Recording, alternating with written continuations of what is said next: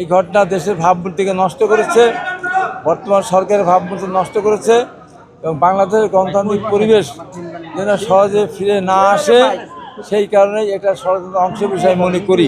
বিষয়টা খুবই ন্যাক্কারজনক।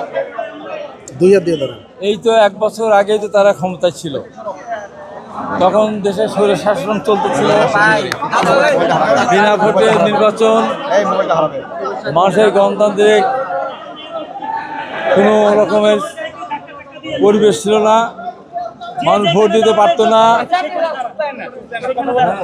এবং এই সমস্ত প্রতিবাদে যখন তৎকালীন ফ্যাসিস্টের প্রধানমন্ত্রী বা মন্ত্রীরা যেতেন বাইরে, তখন ন্যায্য দাবি নিয়ে বিভিন্ন দূতাবাসের সামনে অথবা যেখানে অনুষ্ঠান হতো সেখানে গিয়ে শান্তিপূর্ণ প্রতিবাদ করত।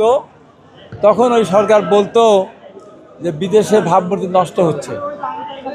আজকে 1 বছর মাত্র 2 মাস এর মধ্যেই বাংলাদেশের প্রধান উপদেষ্টা বিএনপি মহাসচিব সহ কয়েকজন প্রতিনিধি সেখানে গিয়েছে, তাদের সামনে যে ন্যাক্কারজনক ঘটনা ঘটানো হয়েছে এরকম তীব্র নিন্দা জ্ঞাপন করি।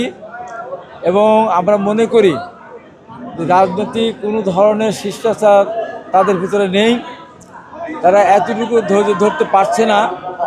একবারও তারা চিন্তা করলো না যে মাত্র এই 1 বছর 2 মাস পূর্বে তারা রাষ্ট্রীয় ক্ষমতা থেকে কিভাবে নির্যাতন করেছে, পাখির মতো দেশের মানুষকে গুলি করে হত্যা করেছে, হাজার হাজার মানুষকে গ্রেপ্তার করেছে, হাজার হাজার মানুষকে আহত করেছে। তো সেই দল এত সহজেই যদি মনে করে যে বাংলাদেশের মানুষের স্মৃতি থেকে সব কিছু মানুষ ভুলে যাবে, এটা তো কোনোভাবে সম্ভব না। আজকে নিউ ইয়র্কে যে ঘটনাটা ঘটিয়েছে, আমি মনে করি বাংলাদেশের ভিতরে যারা আওয়ামী ফ্যাসিস্টরা এখনও এই দেশের মধ্যে আছে, প্রশাসনকে আমরা বলবো বিদেশে তারা যে ঘটনা ঘটিয়েছে তার পরিপ্রেক্ষিতে বাংলাদেশে তারা ঘটানোর সম্ভাবনা আছে বা ঘটাতে পারে। সেই কারণে অনতি বিলম্বে প্রশাসনকে বলবো তাদেরকে গ্রেপ্তার করার জন্য, আইনের আওতায় নিয়ে আসার জন্য বলবো। কারণ বিদেশ থেকে তারা অনুপ্রাণিত হবে এবং বিদেশে যারা আজকে আমাদের নেতাকর্মীদের হামলা করেছে, আমাদের বিদেশে অনেক নেতাকর্মী আছে, তাদেরকে বলবো ওই দেশের আইন মেনে নিয়ম মেনে তীব্রভাবে তার প্রতিরোধ গড়ে তুলতে হবে এবং ভবিষ্যতে তারা যেন এই ধরনের কোনো ঘটনা ঘটানোর সুযোগ না পায় সেই প্রস্তুতি আগের থেকে রাখতে হবে।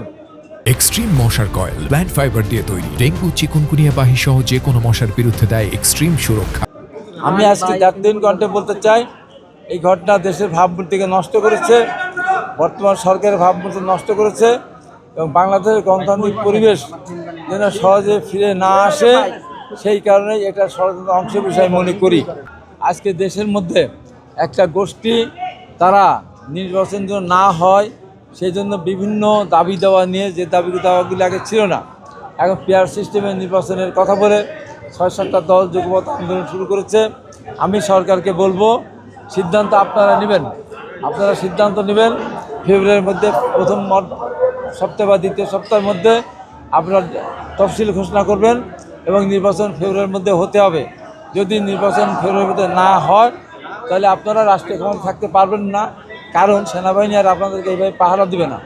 দিন যত যাচ্ছে দেশের অর্থনীতি ধ্বংসের দিকে যাচ্ছে, যে সেনাবাহিনী মাঠে কষ্ট করবে, দিনরাত মাঠে কাটে থাকবে, মশার কামড় খাবে, আর দেশের উন্নতি দেশ অবনতিকে যাবে, এই পাহারা সেনাবাহিনী দিবে না। অতএব সসম্মানে আপনারা একটা নির্বাচন দিয়ে আপনারা বাংলাদেশের গণতন্ত্র প্রতিষ্ঠা করে গেলে জাতি আপনাদেরকে স্মরণ করবে। আর এই যারা পেয়ার পদ্ধতি নিয়ে যারা স্বাধীনতা বিরোধী, যাদের এদেশে কোনো অবদান নেই, তারা মুক্তিযুদ্ধে যায়নি, এদেশে আন্দোলন সংগ্রামীরা বিভিন্ন সময় আন্দোলন সংগ্রামীরা রাস্তায় তেমন নামে না, দেশের মানুষের গ্যাস তেল দাম বৃদ্ধি, তেলের দাম বৃদ্ধি, বিদ্যুতের লোডশেডিং, এইগুলির প্রতিবাদ করে মিছিল করতে গিয়ে ওদের একজন লোকের শহীদ হয় না। হয়তো আমাদের নারায়ণগঞ্জ, মুন্সিগঞ্জ থেকে শুরু করে বিভিন্ন জায়গায় আমাদের সশস্ত্র কর্মী নিহত হয়েছে, আহত হয়েছে। বিগত 15.5 বছরে আমাদের লক্ষ লক্ষ মানুষ মামলা খেয়েছে, আমরা লক্ষ লক্ষ মানুষ কারাগারে গিয়েছি, আমাদের ছেলেদেরকে নিয়ে রিমান্ডে নিয়েছে, ইলেকট্রিক শক দিয়েছে, রিমান্ডে নিয়ে গিয়ে শত অত্যাচার নির্যাতন সহ্য করেও শহীদ রাষ্ট্রপতি জিয়া রহমানের দল এবং খালেদা জিয়া এবং তারেক রহমানের দল টিকে আছে এবং প্রজন্ম তরুণ দল তাদের সাথে আছে। তাই শেষ কথা বলতে চাই, যত ষড়যন্ত্রে হোক না কেন নির্বাচন ফেরত হবে ইনশাল্লাহ। এবং সেই নির্বাচনে দেশের মানুষ শহীদ রাষ্ট্রপতি জিয়া রহমান, দেশনেত্রী বেগম খালেদা এবং তারেক রহমানের আস্থা, বিশ্বাস এবং ভরসা রেখে তার ধানের ভোট দিবেন এবং ইনশাআল্লাহ বিএনপি এবং বিএনপি জোটের নেতৃত্বে সরকার গঠন করবে এবং দেশনেত্রী বেগম খালেদা জিয়া এবং তারেক রহমান দেশ সুযোগ পাবেন।